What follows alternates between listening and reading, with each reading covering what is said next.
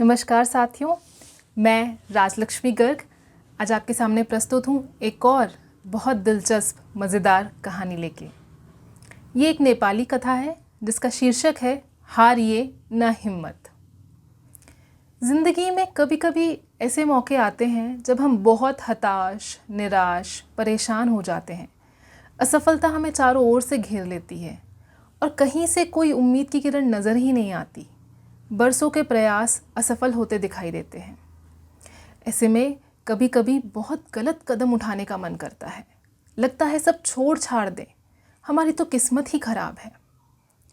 प्यारे साथियों, यकीन मानिए, अगर आपकी ज़िंदगी में कभी कोई ऐसा मौका आए या आपके दोस्त, रिश्तेदार किसी तरह से इसी परेशानी में हों और सब कुछ छोड़ छाड़ने का सोच रहे हों, तो ये कहानी ज़रूर सुनाइएगा। मैं दावे के साथ कह सकती हूँ कि इस कहानी को सुनने के बाद न केवल आपको उम्मीद की एक किरण नज़र आएगी, बल्कि जीवन जीने की आस भी दिखाई देगी। तो आइए शुरू करते हैं आज की कहानी।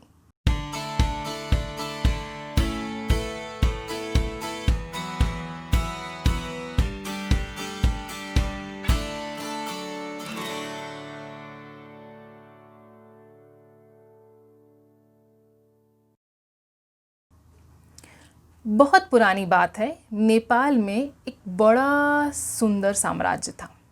उसके बहुत प्रतापी राजा थे, किंतु वे बड़े कंजूस थे और अब बूढ़े भी हो चले थे।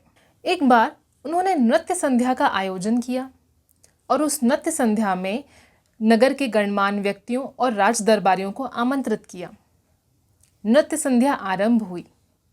एक बेहद प्रवीण और कुशल नृत्यांगना अपना नृत्य प्रस्तुत कर रही थी। निरंतर नृत्य जारी रहा।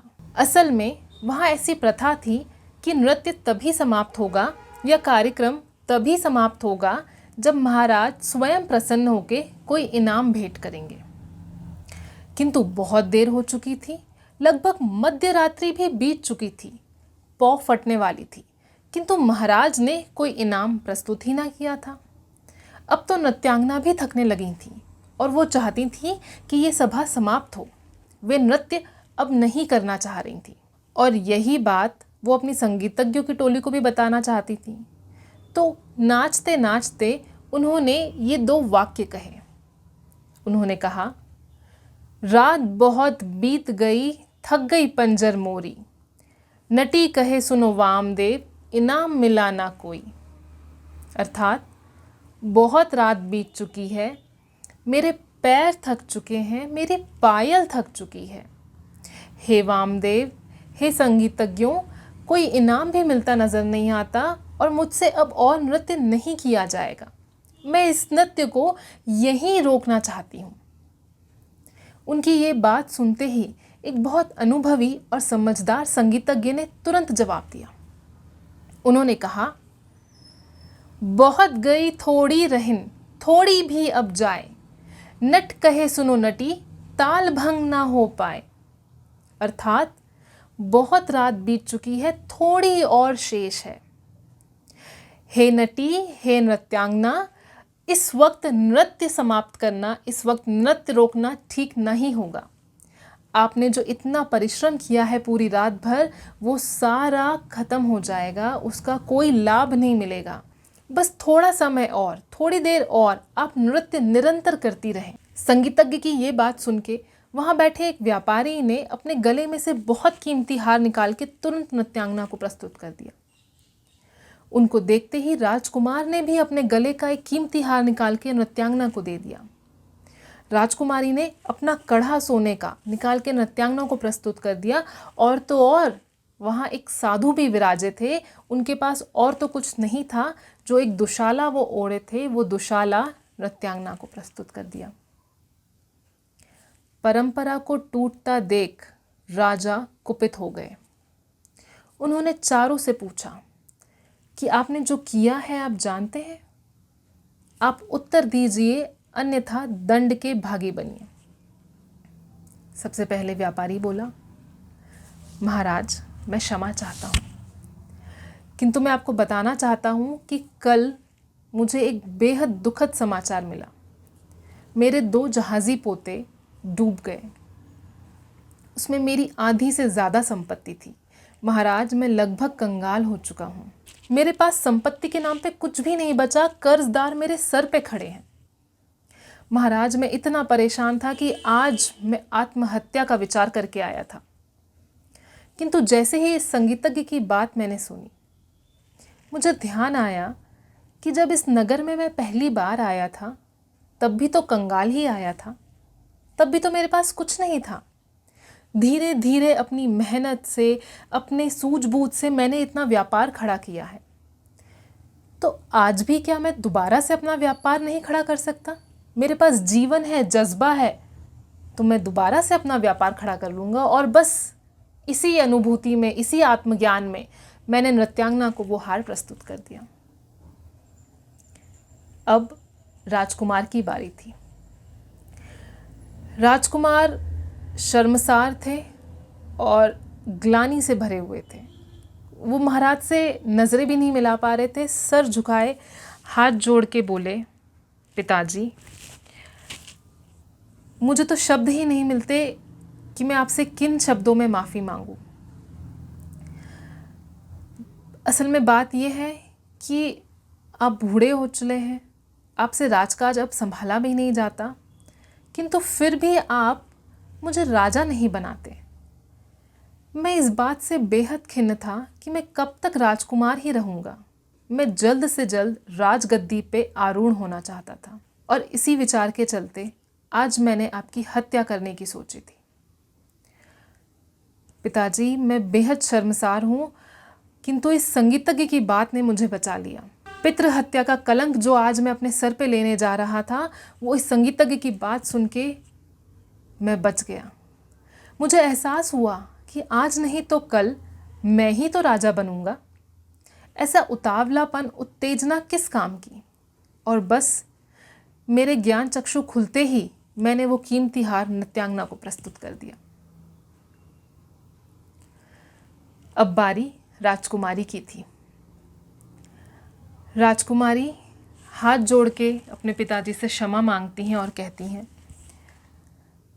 पिताजी, मेरी सभी सखियों के ब्याह हो चुके थे, मेरी उम्र इतनी बीती जा रही है, किंतु फिर भी आपको मेरे विवाह की ज़रा भी चिंता नहीं। मुझे लगने लगा था कि आप अपने पिता धर्म से विमुख हो रहे हैं, आप मेरा विवाह करवाना ही नहीं चाहते, आपको मेरी ज़रा भी फिक्र नहीं।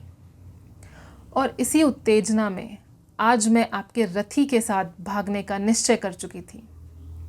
किंतु जैसे ही इस संगीतज्ञ की बात मैंने सुनी, मुझे एहसास हुआ कि मैं कैसा कलंक राज परिवार पर लगाने जा रही थी, कैसा कलंक मैं अपने ऊपर लेने जा रही थी। थोड़े से आवेश में, थोड़ी सी उत्तेजना में मैं एक बहुत गलत कार्य करने जा रही थी। बस पिताजी, जैसे ही मुझे ये आभास हुआ, वैसे ही मैंने वो कड़ा निकाल के नृत्यांगना को प्रस्तुत कर दिया। अब बारी साधु की थी। वे बोले, महाराज, मैं कई वर्षों से गहन तपस्या में लीन था। मेरे जीवन का एकमात्र लक्ष्य प्रभु दर्शन ही था। कई वर्षों से तपस्या करते करते मुझे ये एहसास होने लगा था कि शायद इस जीवन में तो मुझे प्रभु दर्शन नहीं होंगे। मुझे अपनी सारी साधना, उपासना विफल होती नजर आ रही थी। आज इस नगर से गुजरते वक्त मैंने ये सोचा कि बस एक रात और कल से मैं अपनी तपस्या, अपना ब्रह्मचर्य सब छोड़ छाड़ के गृहस्थ जीवन अपना लूँगा।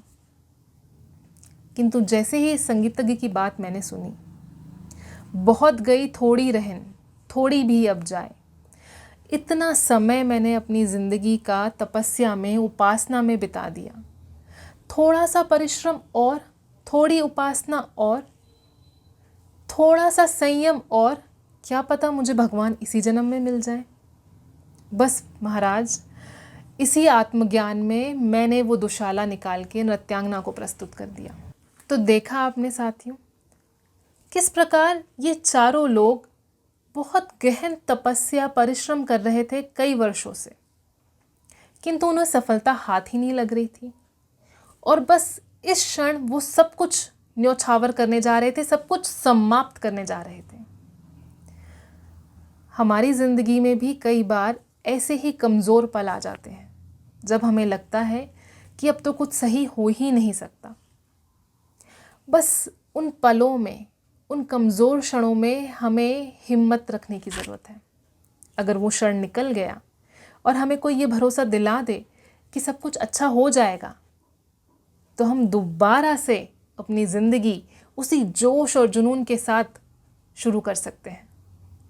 प्यारे साथियों, हमेशा ध्यान रखिए, आप जब भी गिव अप करते हैं, जब भी आप सब कुछ छोड़ने की चाहत करते हैं, बस सफलता कुछ कदम ही दूर होती है। आपको हाथ बढ़ाना है उसे पकड़ने के लिए। एक बहुत फेमस कोट है जो मुझे बहुत पसंद है, वो इस प्रकार है, the time when you give up you are closest to success. जब आप गिव अप करने का सोचते हैं, उस क्षण आप सफलता के सबसे नज़दीक होते हैं। बस थोड़ा प्रयास और, थोड़ा संयम और, थोड़ी मेहनत और सफलता आपके कदमों में होगी। तो प्यारे साथियों, नेवर गिव अप, हारिए ना हिम्मत और लगे रहिए जोश और जुनून के साथ अपने मकसद को पाने में। मेरे साथ मेरे YouTube चैनल पे बने रहिए और इसी प्रकार की मज़ेदार कहानियों का हिस्सा बनिए। अगली कहानी अगले एपिसोड में। तब तक के लिए नमस्कार।